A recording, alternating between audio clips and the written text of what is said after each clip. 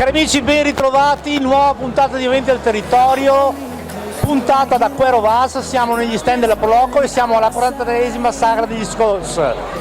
Ai nostri microfoni Teresa Gallina, la Presidente, ben ritrovata Teresa.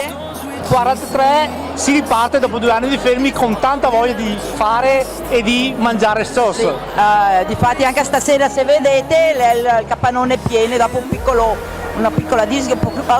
disguido. Comunque siamo ripartiti, già ieri eravamo presenti, siamo stati soddisfatti dell'affluenza.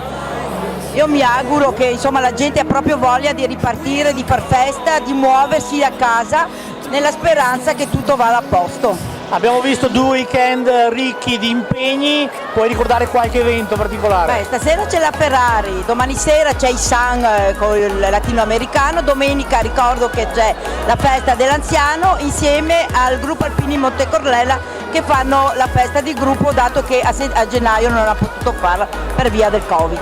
La settimana dopo, solite manifestazioni, liscio, sì, ogni sera c'è liscio, domenica c'è il moto raduno.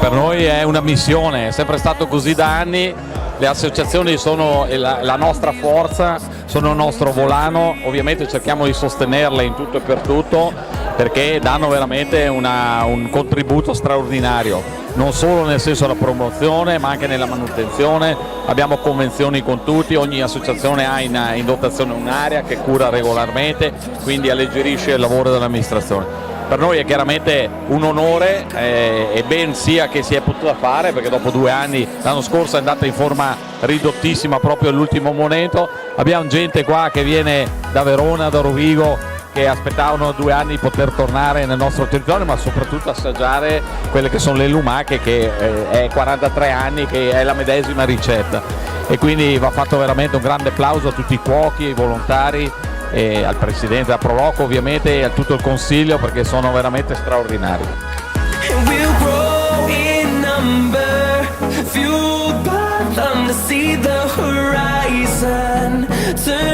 Grazie a tutti i miei collaboratori, specialmente ai giovani che quest'anno sono di più.